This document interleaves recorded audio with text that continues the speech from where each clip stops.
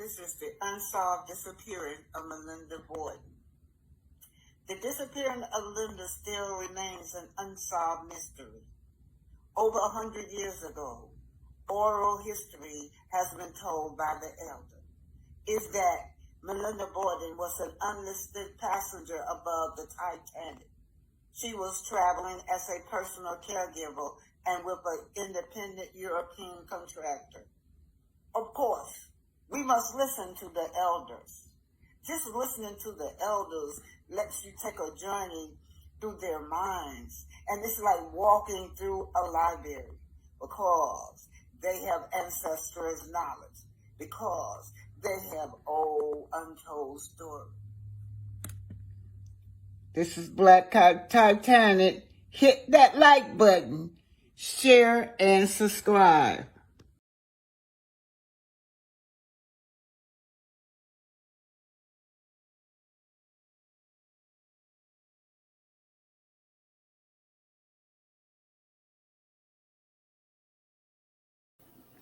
Langston Hughes talks about how he created Langston Hughes created the Negro speaks of the river. Oftentimes it became popular with the slaves and because that's what they would chant some of his poems to let you know that the slave catcher was right there by that Mississippi River. This is the Negro Speaks of Rivers. One of my earliest poems. This is the voice of Langston Hughes. Written in 1920, just after I came out of high school. The way this poem came to be written was that I was going to Mexico to visit my father who lived in Mexico City, and on the train going across the Mississippi River, just outside St. Louis, I looked out the window and I saw this great muddy river flowing down toward the heart of the South, and I began to think about what this river meant to the Negro people, how, in a sense, our history was toward the heart of the South, and I began to think about what this river meant to the Negro people, how, in a sense, our history was linked to this river, how in slavery time my grandmother told me that to be sold down the Mississippi was one of the worst things that could happen to a Negro slave. And then I remembered that I'd read about Abraham Lincoln going down the Mississippi as a young man. He went on a raft to New Orleans. He saw human beings bought and sold in the slave market there. He was so horrified by this that he never forgot it. And many years later, of course, we know that it was Lincoln who signed the Emancipation Proclamation. And so as the train went on into the gathering dusk, because it had been about sunset when we crossed the river, I took my father's letter out of my pocket and began to write out on the back of his letter this poem, The Negro Speaks of Rivers. I've known rivers ancient of the world and older than the flow of human blood in human veins. My soul has grown deep like the rivers. I bathed in the Euphrates when dawns were young. I built my hut near the Congo and it lulled me to sleep. I looked upon the Nile and raised the pyramids above it. I heard the singing of the Mississippi when Abe Lincoln went down to New Orleans, and I've seen its muddy bosom turn all golden in the sunset. I've known rivers, ancient, dusky rivers. My soul has grown deep like the rivers. And that's Langston Hughes, you guys. That was my favorite poem. That's the poem that landed me in first place to open up for Malcolm X. And I'm going to say... Negro speaks of rivers. Yeah, the Negro speaks of the river. All known rivers. All known rivers. Ancient of the world and older than human blood. that flows in human vein. My soul has grown deep like the rivers. My soul has grown deep like the rivers. I bathed in the Euphrates when dawns were young. I built my hut near the Congo and it loved me to sleep. Oh, but just don't get caught in that Mississippi River. I looked upon the Nile and raised a pyramid above it. I heard the singing of the Mississippi. Oh, I heard the singing of the Mississippi when the slaves was going down that Mississippi River. Just don't get caught on that Mississippi River. I heard the singing of the Mississippi when Abe Lincoln went down to New Orleans, and I seen his muddy bosom turn all golden in the sunset. Yeah, my ancestors were over there just picking cotton, but just don't get caught in that Mississippi River. All known rivers, ancient as the world and older than the human blood. My soul has grown deep like the rivers. Oh, my soul has grown deep like the river. When Harriet Tubman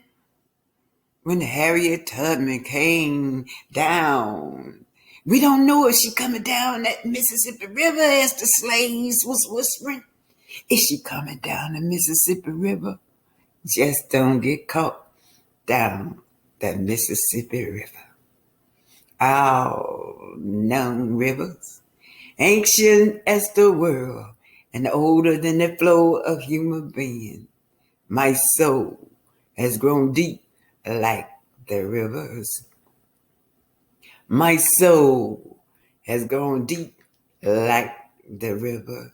Oh, but the Mississippi River, that's our only hope of escaping. Do you see Harriet? Do you think Harriet Tubman is coming down that Mississippi River? Is that the route we're supposed to take? Oh, but the slaves say it's the underground. No, you got to go down the Underground Railroad. No, we got to go down the Mississippi River. Just don't get caught on that Mississippi River. All known rivers, ancient dusty rivers. My soul has grown deep like the rivers. My soul has grown deep like the rivers. The Negro Speaks of the River by Langston Hughes. Take it away, boss baby. Take Langston Hughes away. And that's the poem that I recited that landed me in first place when I was in junior high school in Cleveland, Ohio, to open up for Malcolm X. Langston Hughes. This week, Black History goes to Langston Hughes. Take it away, boss baby.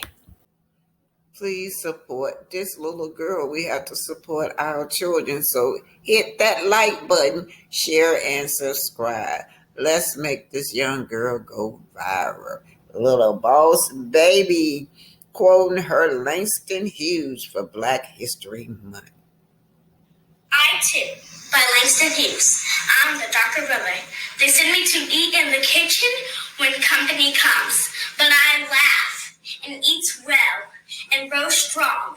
Tomorrow, I'll be at the table when company comes, and nobody will dare say to me, eat in the kitchen then. Besides, they'll see how beautiful I am and be ashamed. I, too, am America.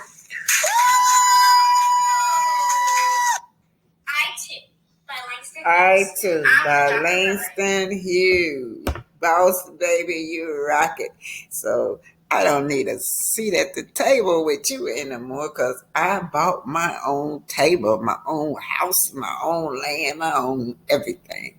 Y'all give it up. Give it up for boss baby now. Get them lights in. So let's keep this Black History program running. Next on the docket is Sugar Mama. She got her voice is getting more mature now. She's sounding really good. She's singing her very own song called Sugar Mama. Yeah. Here you go, Sugar Mama. Here we go. Sugar Mama, what's going on, Sugar Mama? Sugar Mama. Sugar Mama, Sugar Mama. Sugar Mama, Sugar Mama. Sugar Mama. No, me. Sugar Mama, Sugar Mama. Sugar Mama, Sugar Mama. Sugar Mama, Sugar Mama.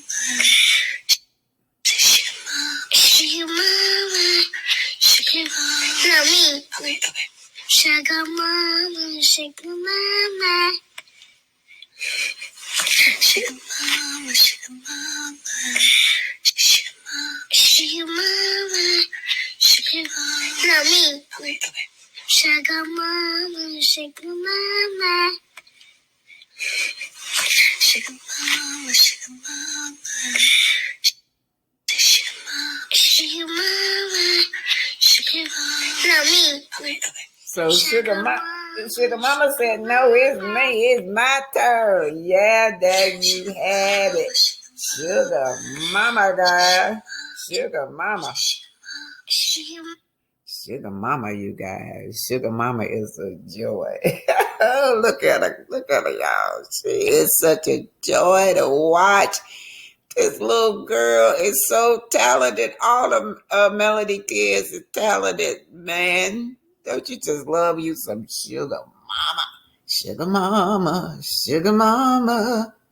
All right, you guys. Good job. Good job, Sugar Mama. It's coming from Martell. Hope supporting little Malia, my little Langston Hughes. Okay, she laid that Langston Hughes out, little Malaya. Anyway, Martell said, I want to thank my beautiful Malaya and her awesome teacher for allowing me to read to their class on yesterday. Just know the boss, Malaya, took over and did a phenomenal job reading to the class. The interaction with these first graders was superb. Let's all make reading a choice. Yes, reading. Y'all know reading is very important. Even if you just find something that you like to read, you guys, something, if it's even just a comic book. And Byron says, I love this post. Thank you for being a great father to your children in real life. This moment your daughter will never forget as she gets older. Congratulations. So that's Martell supporting Boss Baby, you guys. That's him. You know, Martell. That's him. Supporting Boss Baby. Martell Hoax. So, Eric, the fans are... This is coming from Melody Cherie fan page. And the T and Shade. Now, they are fans are shading Arian. Arian should be ashamed to show her face all that time to run a family. And he still didn't choose you. Oh, who is this? All right, let's see what they're saying. Celia say to Willie Mae, the whole thing is crazy. Martell knows Melody is the reason he was able to finish college. He can't even get his license, and neither can she. Talking about she was in nursing school. I see it when they first told that lie. She was in nobody's school.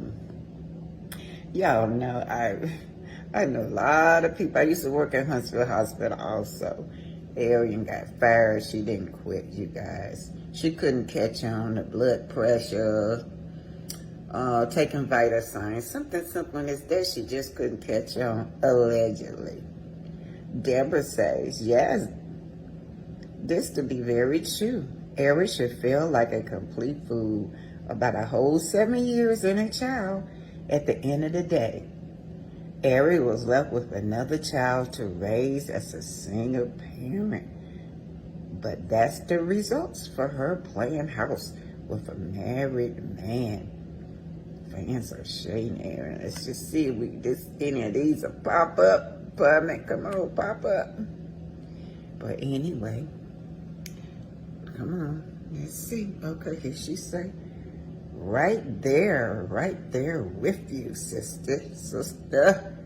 And then Miss Marie says, absolutely. So fans are shading Arian. She have been quiet, you guys. Y'all know Arian been quiet. If this man would have chose, oh, look at all these, y'all. Deborah said exactly. Willie said exactly. Then Gloria said that part. Carolyn said Deborah Gibbons holler sister. So they thinking about how quiet Arian is. Y'all know she used to blast Melody when she thought, I'm that girl.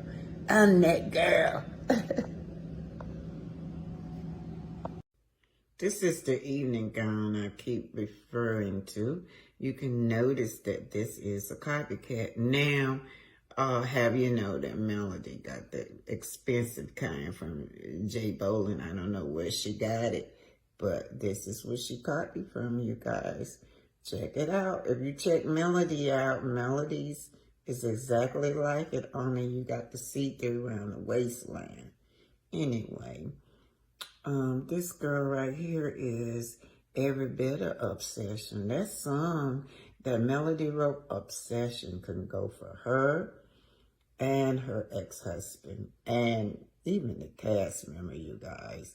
Anyway, this is something else. This girl is, I don't have anything else to say to her, but get a life, Arian. This week's Black History Spotlight goes to Langston Hughes. Yes, American poet. Anyway, James Mercy served Langston Hughes, born February the 1st, 1901. So indeed, this is his month of birthday. His birthday month. May the 27th, 1967. Was an American poet, socialist, social activist, novelist, playwright, and columnist from Joplin, okay? So anyway, from Joplin, Mississippi, one of the earliest innovators of a literary art form called jazz poetry.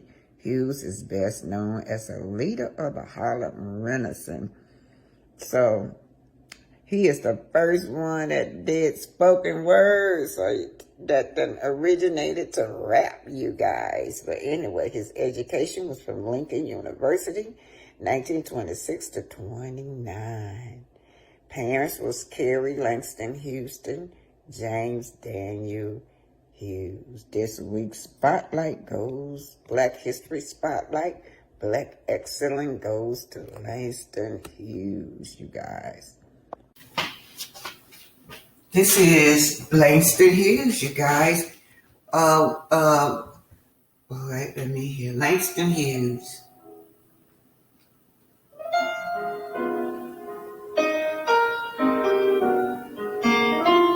Langston Hughes' ashes.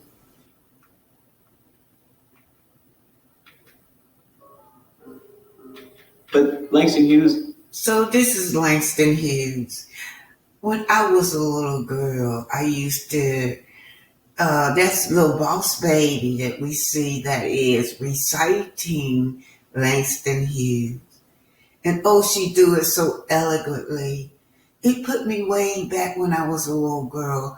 Everything Langston Hughes wrote, I would recite. I remember when I had to open up for Malcolm X.